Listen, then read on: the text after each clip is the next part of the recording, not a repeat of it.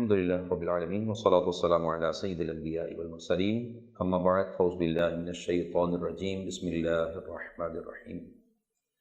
اے ایمان والو کے نئے ایپیسوڈ کے ساتھ ایک بار پھر حاضر ہیں، اور آج ہمارا ٹاپک ہے صبر اور نماز۔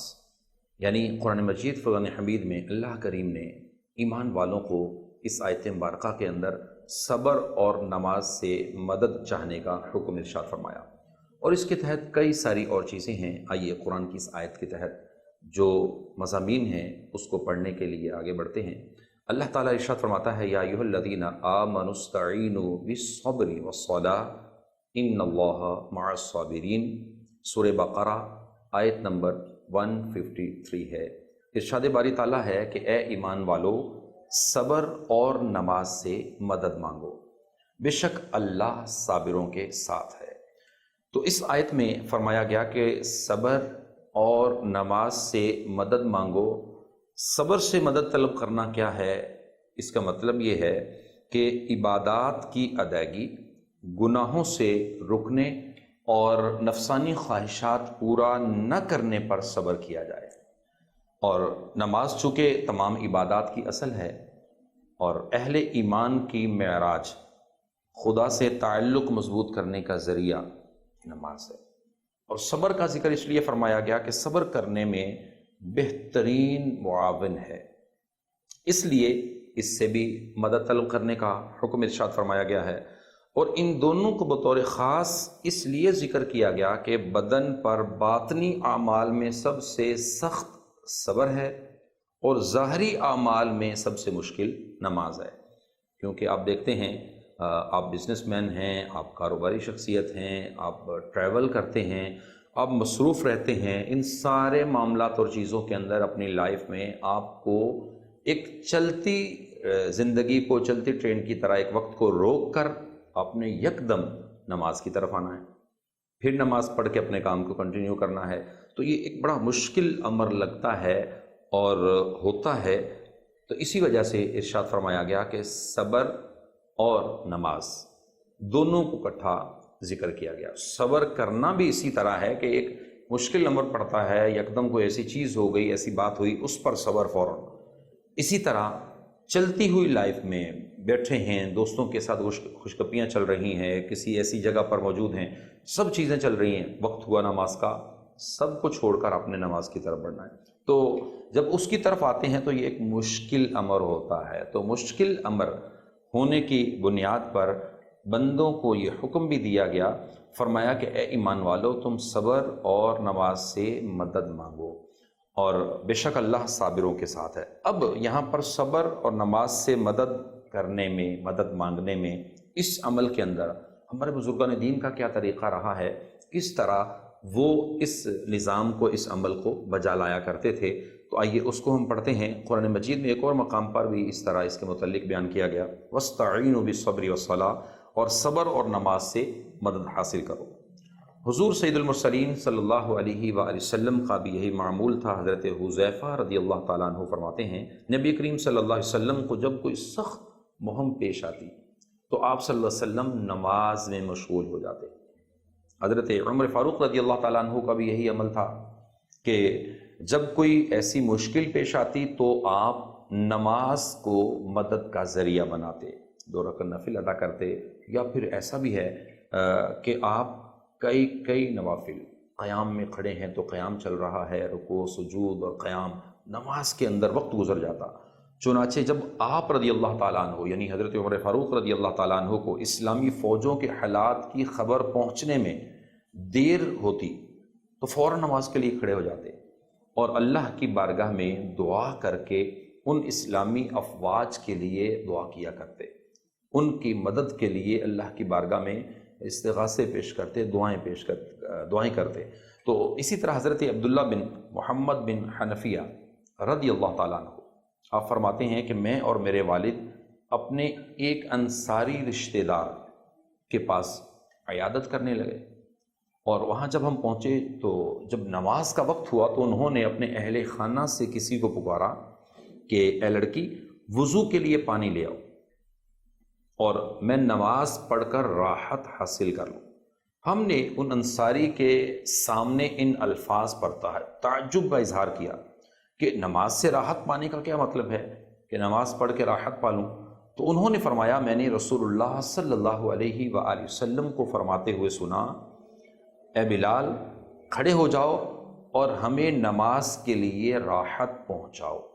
تو حضرت عبداللہ بن عباس رضی اللہ تعالیٰ عنہ سے بھی ایک روایت ہے، آپ فرماتے ہیں کہ ان کی بیٹی کی وفات کی خبر دی گئی، ان کو جو ہے ان کی بچی کی وفات کی خبر دی گئی، تو انہوں نے انا للہ و انا الیہ راجعون پڑھا اور فرمایا ایک چھپانے کی چیز کو اللہ نے چھپا دیا۔ بیٹی کا انتقال ہوا تھا تو کہا ایک چھپانے کی چیز کو اللہ نے چھپا دیا، ایک ذمہ داری اللہ تعالیٰ نے اتار دی اور ثواب کا موقع عطا فرما دیا۔ پھر سواری سے نیچے تشریف لائے اور 2 رکعت نماز ادا کرنے کے بعد فرمایا ہم نے یہ کام کیا جس کا اللہ تعالیٰ نے ہمیں حکم دیا ہے، اور حکم کیا ہے؟ وَاسْتَعِينُوا بِالصَّبْرِ وَالصَّلَاةِ، کہ صبر اور نماز سے مدد طلب کیا کرو۔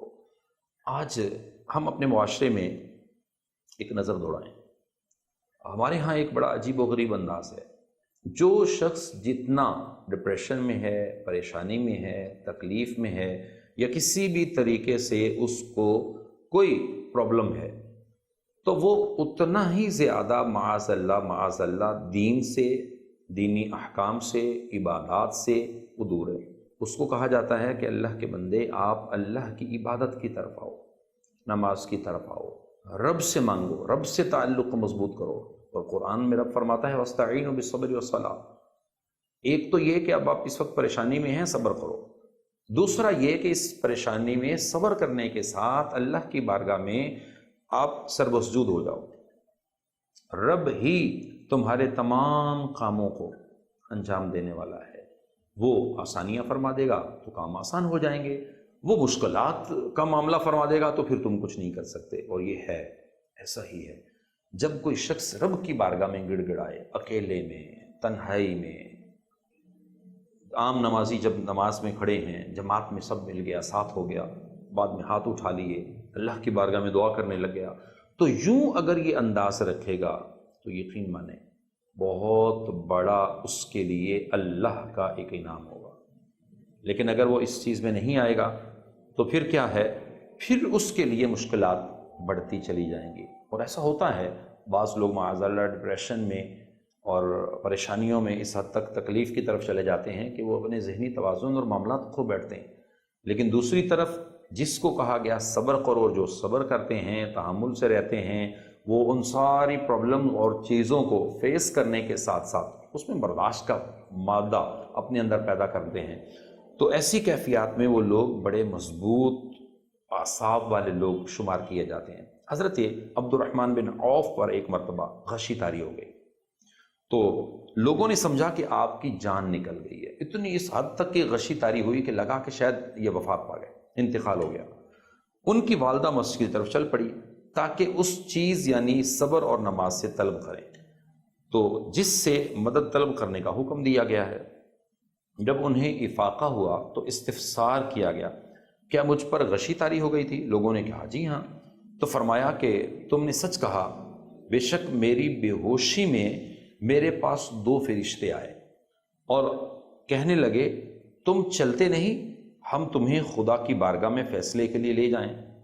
تو دوسرے فرشتے نے کہا انہیں لوٹا دو، یہ ان افراد میں سے ہے جن کے لیے ان کی ماؤں کے پیٹ میں ہی سعادت مندی لکھ دی گئی ہے، ان کے لیے سعادت مندی لکھ دی گئی ہے، اور ان قریب اللہ ان کے ذریعے ان کی اولاد کو جب تک چاہے گا نفع دے گا۔ اس کے بعد آپ رضی اللہ تعالیٰ عنہ 1 مہینہ بھر زندہ رہے اور پھر آپ کا انتقال ہوا۔ اب یہ وہ واقعات اور چیزیں ہیں، یہ وہ امثلہ ہیں کہ جن سے ہمیں سیکھنے کو ملتا ہے کہ صحابہ کرام علیہم رضوان، ان کی اولادیں، ان کا خاندان، وہ لوگ فیملیز کے اندر کس طریقے سے عبادت الہی کو ہر کسی کے ذہن میں رکھا کرتے کہ کوئی بھی ان کے پاس پریشانی آتی، تکلیف آتی، بیماری آتی، پرابلم آتی، تو وہ ساری دنیاوی معاملات جس کو کہا گیا ہے کہ دنیاوی جو چیزیں ہیں وہ آپ کریں، لیکن اس کے ساتھ ساتھ آپ اللہ کی بارگاہ میں جھکنا نہ چھوڑیں۔ تو یہاں پر بھی ایسی ہی صورتحال میں صحابہ کرام علیہم الرضوان نے اپنی زندگیوں کو بسر کیا ہے۔ نماز سے مدد لینے کی جو صورتیں بیان کی گئی ہیں، متفرق صورتوں کو ذکر کیا گیا، فرمایا اس میں اگر ہم دیکھیں تو آقا دو جہاں صلی اللہ علیہ وسلم کی مبارک سیرت کے اندر نماز استسقاء ملتی ہے۔ بارشیں نہیں ہوتی تھی تو صحابہ علیہم الرضوان رسول اللہ کی بارگاہ میں آتے، آقا دو جہاں صلی اللہ علیہ وسلم صحابہ کرام علیہم الرضوان کو وضو کا حکم دیتے، وضو کرتے اور سب مل کر نماز استسقاء ادا کرتے، بارشیں آ جاتی۔ صلاۃ الحاجت کا کانسیپٹ، بلکہ صلاۃ الحاجت کا مکمل طریقہ کہ 2 رکعت نفل صحابہ کرام علیہم الرضوان کو تعلیم فرمائے۔ کئی دفعہ ایسا ہوا صحابہ کرام علیہم الرضوان نے وہ حضور علیہ الصلوۃ والسلام سے یہ تعلیمات پا کر خود عمل کیا، اور حضرت عبداللہ رضی اللہ تعالیٰ عنہ سے روایت ہے کہ حضور اقدس صلی اللہ علیہ وسلم فرماتے جس کی کوئی حاجت اللہ کی طرف ہو یا کسی بنی آدم کی طرف ہو، کسی اللہ کے بندے کی طرف ہو، تو وہ اچھی طرح وضو کرے اور پھر 2 رکعت نماز پڑھ کر اللہ کی بارگاہ میں دعا کرے۔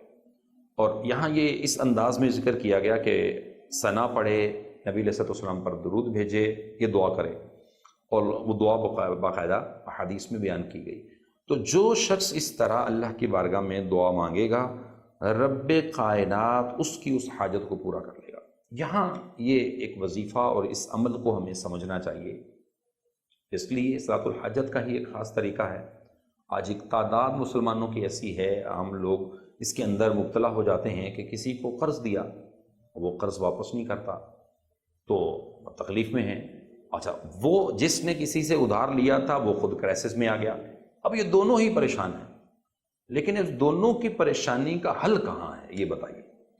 اب اس حل کو ہم ڈھونڈتے ہیں تو سیرت نبوی میں ملتا ہے، قرآن ہمیں بتاتا ہے، احادیث ہمیں بتاتی ہیں، اللہ تبارک و تعالیٰ کے احکام ہمیں بتاتے ہیں کہ جو شخص جو ہے وہ قرض میں ڈوب چکا ہے، اس کو چاہیے کہ تعلیمات نبوی سے وہ دعا اللہ کی بارگاہ میں عرض کرے، اور یہ بڑا ہی زبردست عمل بتایا گیا کہ وہ دعا کرے، اللہم اکفنی بحلالک عن حرامک واغننی بفضلک عمن سواک۔ وہ دعا کرے، اس کا قرض پہاڑ جتنا کیوں نہ ہو وہ بھی ختم ہو جائے گا، وہ بھی اتر جائے گا۔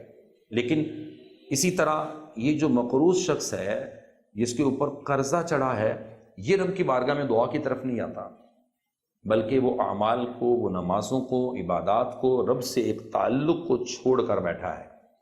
اور دوسرا شخص جس نے دوسرے شخص سے قرضہ لینا ہے، وہ بھی اس میں کوشش نہیں کرتا کہ رب کی بارگاہ میں دعا کرے کہ یا اللہ اسباب بنا دے میرا قرضہ اتر جائے، میرا قرضہ جو ہے مجھے واپس مل جائے، میری رقم جو میں نے مقروض سے لینا ہے وہ مجھے مل جائے۔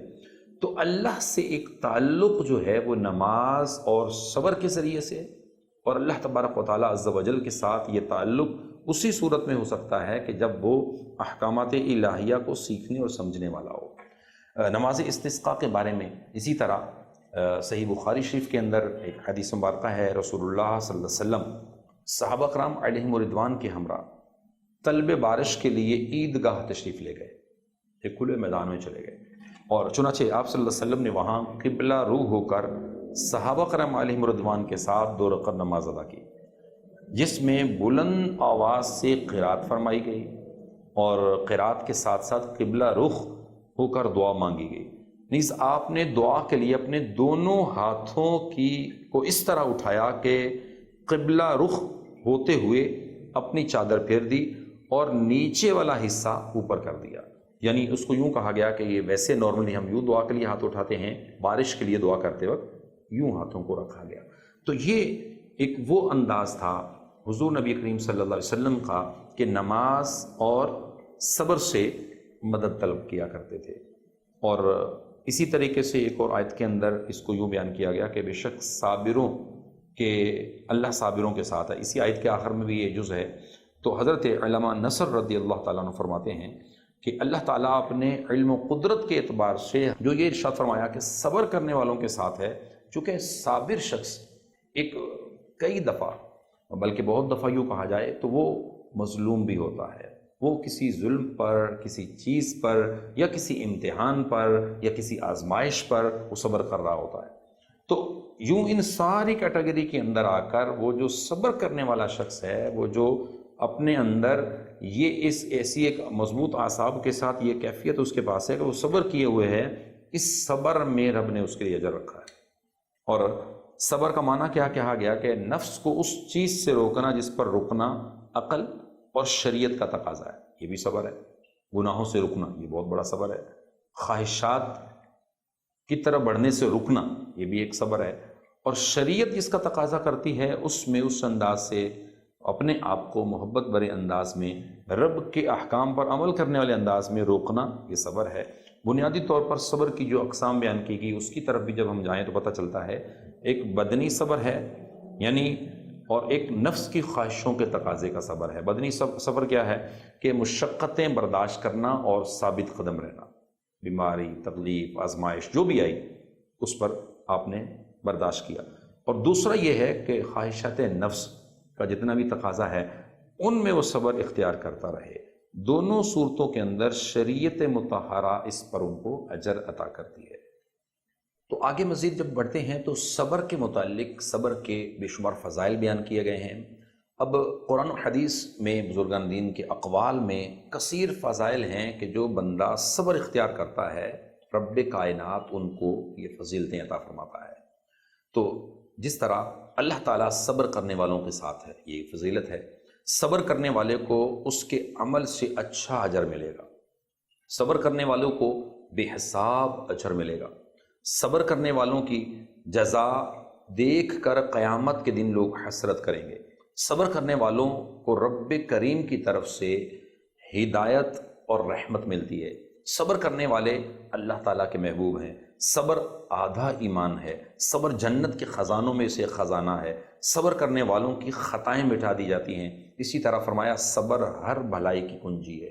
تو صبر میں بے شمار نعمتیں اور اللہ کی طرف سے انعامات پوشیدہ ہیں۔ تو صبر واقعتاً مشکل امر ضرور ہے، لیکن جو بندہ صبر اختیار کرتا ہے اس کو اللہ تبارک و تعالیٰ دنیا اور آخرت دونوں جگہ پر اعلیٰ مقام بھی عطا فرماتا ہے۔ تو صبر کے متعلق جو چیزیں بیان کی گئیں ان کو اور سمجھتے ہوئے ہم اس بات کی طرف آتے ہیں کہ خواہشات نفس کے معاملات میں صبر یہ بڑا ایک مشکل امر ہے۔ خواہشات نفس ہوتا یہ ہے کہ قرآن مجید نے فرمایا وَاسْتَعِینُوا بِالصَّبْرِ وَالصَّلَاةِ، صبر اور نماز کے ذریعے آپ مدد طلب کرو اللہ سے۔ تو خواہشات نفس کے تقاضوں پر صبر کرنا بہت کثرت سے پیش آنے والا امر ہے۔ یعنی نفس تو ساری زندگی گناہوں کا حکم دیتا ہے، نفس چاہتا ہے کہ انسان گناہوں میں لگا رہے، موج مستی میں زندگی گزرے، تو یہ ساری چیزوں کا تقاضا ہے۔ تو قرآن اس کو یوں بیان کرتا ہے اور سمجھاتا ہے وَأَمَّا مَنْ خَافَ مَقَامَ رَبِّهِ وَنَهَى النَّفْسَ عَنِ الْهَوَىٰ فَإِنَّ الْجَنَّةَ هِيَ الْمَأْوَىٰ، اور رہا وہ جو اپنے رب کے حضور کھڑے ہونے سے ڈرا اور نفس کو خواہش سے روکا تو بے شک جنت ہی اس کا ٹھکانہ ہے۔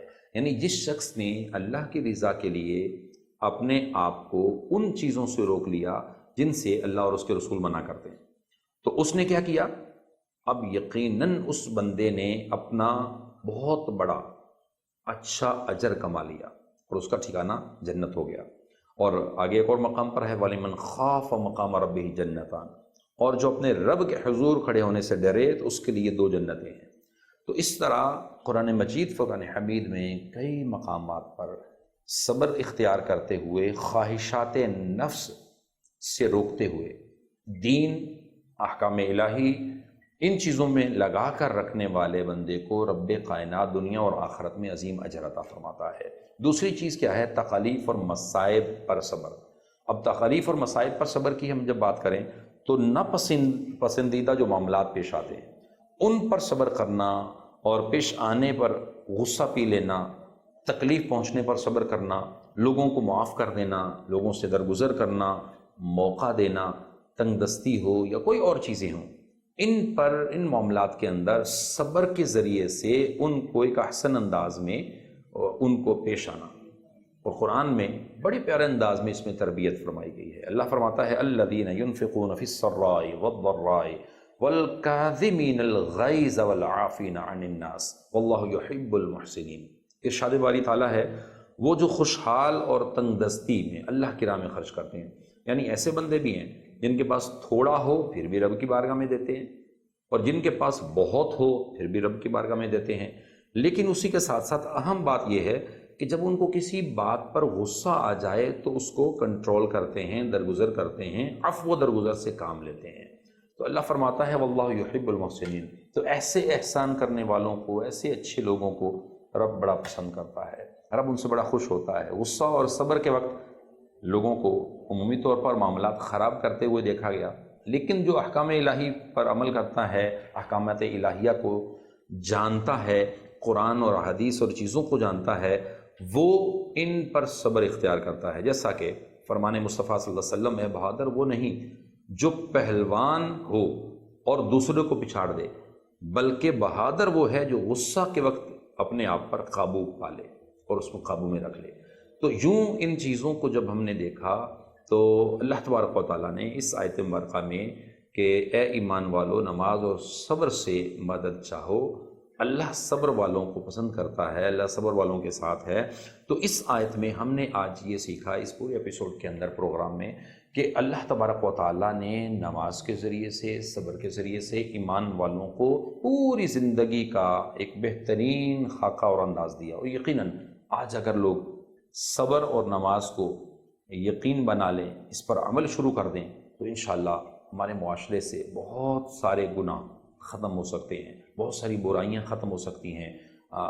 لوگ ہائپر ہو جاتے ہیں، غصے میں آتے ہیں، لڑائی جھگڑے ہوتے ہیں، اس کی وجوہات بھی یہی ہوتی ہیں. تو اللہ کا تعالیٰ کی بارگاہ میں دعا ہے خالق کائنات ہمیں عمل کی توفیق عطا فرمائے. اگلے ایپیسوڈ کے اندر ایک نئے ٹاپک کے ساتھ، اور موضوع یہی ہے ایمان والو، اس کے ساتھ ہم حاضر ہوں گے اللہ نے کے بعد.